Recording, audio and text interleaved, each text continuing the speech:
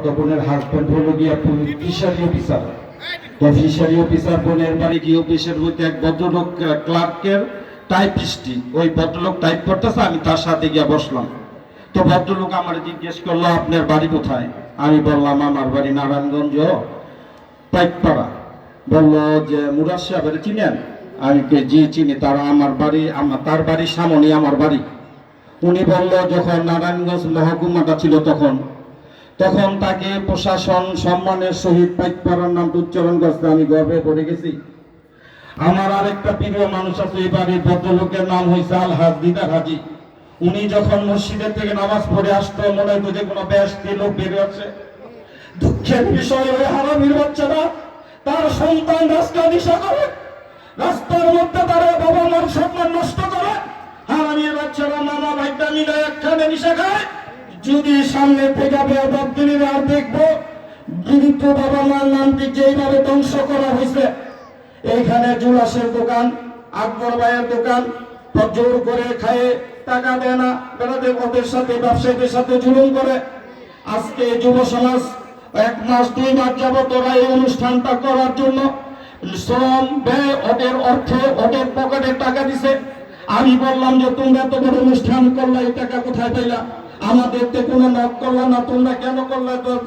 তো না, ইনশাল্লাহ আপনারা যদি আমাদের পিছনে থাকেন আমাদের দোয়া করবেন, আমরা যেন এই নারায়ণগঞ্জটাকে আমাদের এই স্বপ্নমনোরোয়াত, এই বড় কবরস্থান, এই ছোট কবরস্থানে আমাদের কিছু ছোট ভাই ছোট বাতি যারা আছে ওরা নিরলস ভাবে কাজ করতেছে। কিছু হারামির বাচ্চা আছে, এত হারামির বাচ্চা কুত্তার লাঞ্জা সোজা, ওদের লাঞ্জা সোজা হয় না। যদি হয় সামনে কবরস্থানে তাজা কবর ফুটা তুই আমি হারামির বাচ্চা আমরা কাজ করে ভাত খাই। কুত্তার বাচ্চা তোদের জন্য কোনোখানে মুখ দেখাতে পারি না। ওর বাচ্চা ছেলে সুপ্তা করে হারামি বলে।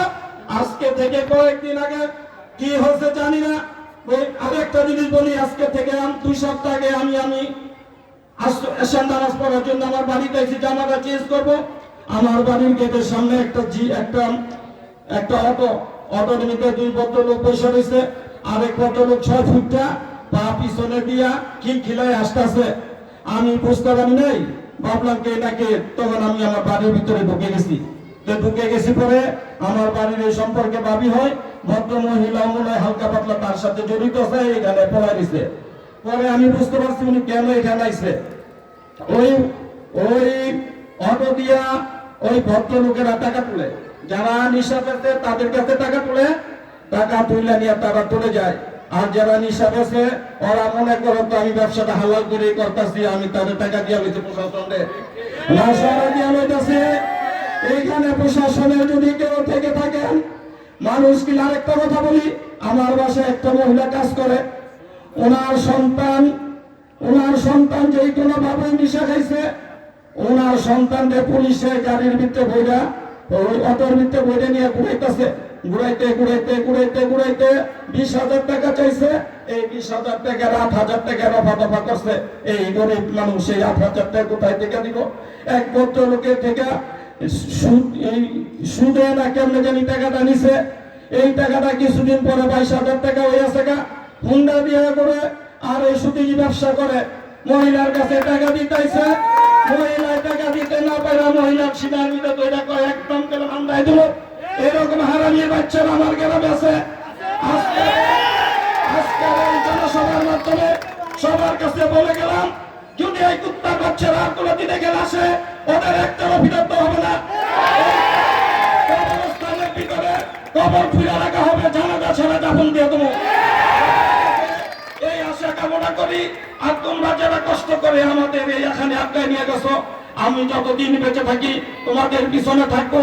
এই গ্রামটা সুন্দর হোক, মনের থেকে প্রাণের থেকে চাই।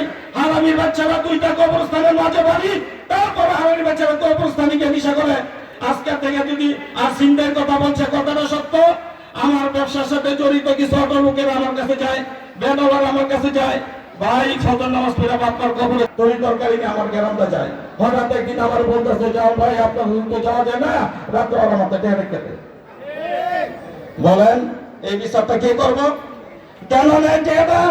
ঋষিপাড়ার ওই জায়গার আমি দেওয়ানবাড়ির মানুষ খারাপ জায়গার ভিতরে বসবাস করি, কিচ্ছু করার নাই।